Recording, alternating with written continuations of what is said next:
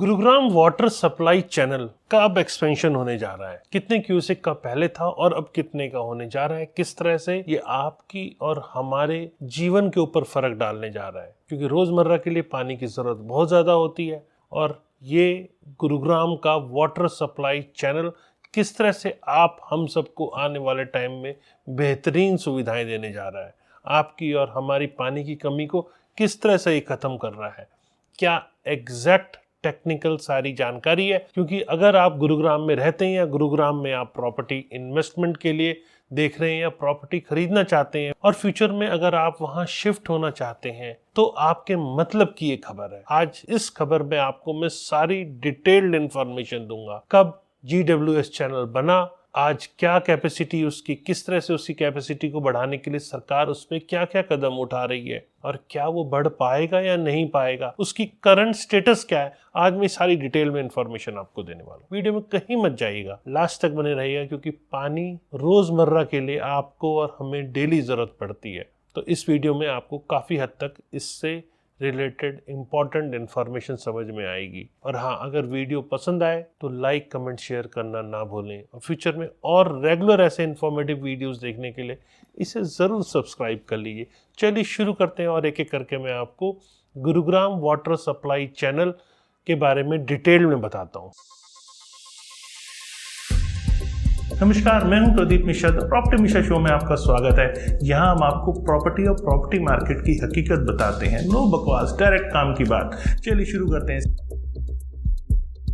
Haryana irrigation department ने announce किया कि उसका एम्बिशियस प्लान, जो कि गुरुग्राम वाटर सप्लाई चैनल है, उसकी कैपेसिटी को एनहांस करना है। उसे अब बहुत जल्दी कर लिया जाएगा। उसके होने के संकेत अब दिख रहे हैं। अब तक गुरुग्राम वाटर सप्लाई चैनल, जो कि 175 क्यूसेक का था, इसे बढ़ा के 686 क्यूसेक करने की तैयारी नेक्स्ट 2 to 3 ईयर्स में चल रही है। और मेन एम है कि जो रॉ वाटर सप्लाई गुरुग्राम के अंदर आती है, जिसके कारण बहुत सारे डिमांड जो पानी की है वो सिटी की पूरी नहीं हो पाती कई बार, तो उसको एड्रेस किया जाए। तो इसको ध्यान में रखते हुए गुरुग्राम वाटर सप्लाई चैनल को अब बढ़ाने की तैयारी पूरी जोरों शोर पे शुरू हो गई है। अब समझते हैं इसका अप्रूवल प्रोसेस और प्रोजेक्ट इनिशिएशन के बारे में डिटेल्ड में। एक हाई लेवल कमेटी चंडीगढ़ में बैठती है और DPR को अप्रूवल की बात सामने आती है। एक हाई कमेटी चंडीगढ़ में बैठती है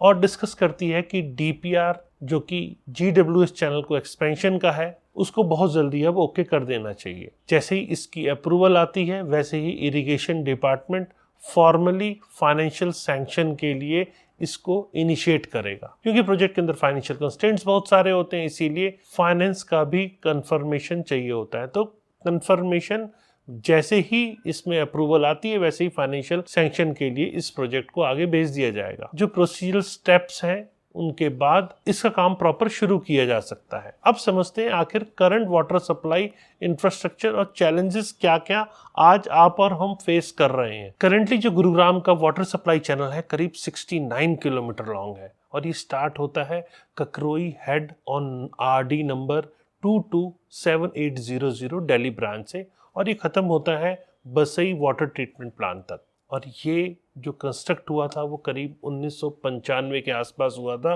और इसी कैपेसिटी 175 क्यूसेक की थी। गुरुग्राम का जो पानी है बेसिकली यमुना वाटर से GWS Gurugram water supply channel और NCR वाटर सप्लाई कैनाल्स के थ्रू आता है। जो GWS फीड है, ये वाटर ट्रीटमेंट प्लांट बसई तक करीब करीब 120 से 125 क्यूसेक पानी लेकर आता है। और रॉ वाटर जो है वो सोर्स किया जाता है। बेसिकली अब तक आप समझ गए होंगे कि ये यमुना से इसको सोर्स किया जाता है। जैसे मैंने बताया 1995, मतलब बेसिकली जो इनिशिएट कंस्ट्रक्शन का हुआ था वो 1992 से 1994 के बीच में हुआ था, और सब्सिक्वेंटली रीमॉडलिंग की गई से 2006 में। और आज GWS चैनल जो है वो बैड शेप में है। इसी के कारण से इसमें करीब 100 क्यूसेक वाटर ही इससे रिलीज हो पाता है। एक्चुअल कैपेसिटी इसकी 175 क्यूसेक थी जब ये बनाया गया था। क्योंकि अब बैड शेप में है तो बहुत ज्यादा इसमें काम नहीं हो पाता, तो इसको अब रिकंस्ट्रक्शन किया जाएगा।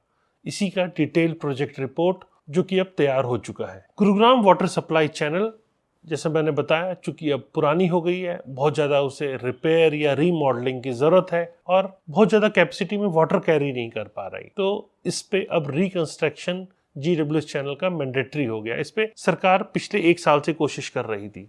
इसका डिटेल प्रोजेक्ट रिपोर्ट अब पूरी तरह से समिट कंसल्टेंट द्वारा कर दिया गया है। इसके टेक्निकल डिटेल्स को स्टडी कर लिया गया है और इसकी मीटिंग रिगार्डिंग रीमॉडलिंग चंडीगढ़ में अब होगी। जैसे मैंने बताया, हाई लेवल कमेटी बैठी और इसकी रीमॉडलिंग को लेके इस पे फाइनल अब किया जाना संभव होता हुआ दिख रहा है।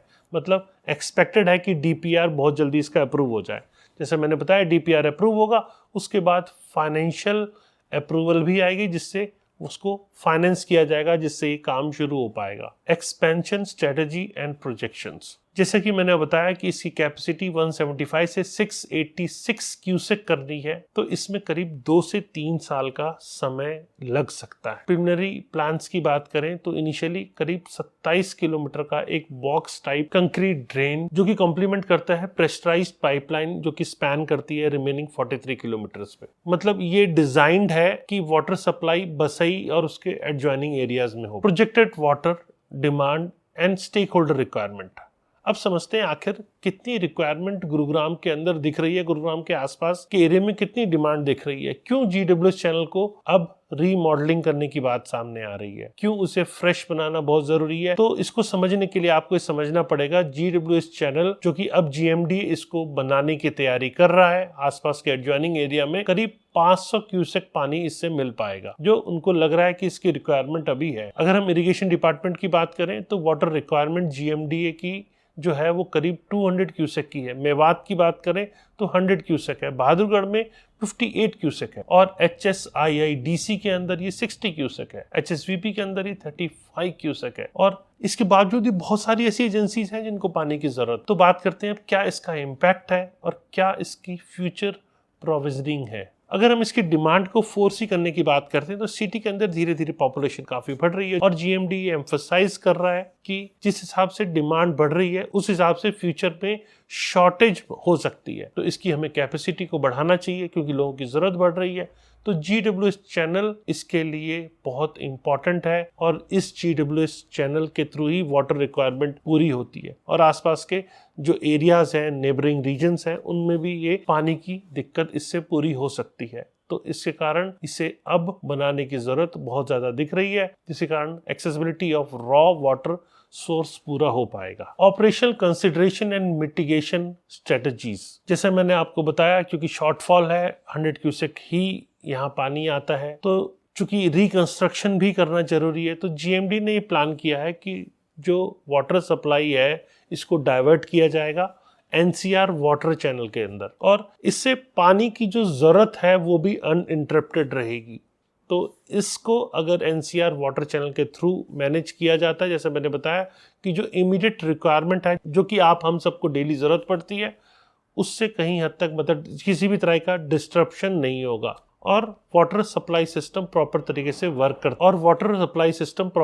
से वर्क करता रहेगा। इससे करंट जो आप हम सबको डेली पानी की जरूरत पड़ती है वो कहीं भी हद तक दिक्कत नहीं आएगी। तो गवर्नमेंट ने इसका प्लान ऑलरेडी बना लिया, इसके लिए आप हम सबको चिंता करने की जरूरत नहीं है। और जिस हिसाब से GMD इस पे वर्क कर रही है, मुझे लगता है गुरुग्राम के लिए बहुत ज़रूरत थी और GMD देर आई दुरुस्त आई, लेकिन बहुत अच्छा ये काम कर रही है। इसीलिए मेरे को लगता है आज का वीडियो GMD को ये अप्रिशिएट करने वाला है। और आपको क्या लगता है कि GMD को इस काम के लिए हमें अप्रिशिएट करना चाहिए, नहीं करना चाहिए, ये मुझे आप कमेंट सेक्शन में ज़रूर बताएं। वीडियो आपको कैसा लगा, ये जानकारी आपको कैसी लगी, ये भी कमेंट सेक्शन में बताएं। अगर जानकारी पसंद आई तो लाइक, कमेंट, शेयर करना ना भूलें और फ्यूचर में और रेगुलर ऐसे इंफॉर्मेटिव वीडियोस देखने के लिए मुझे सब्सक्राइब करें।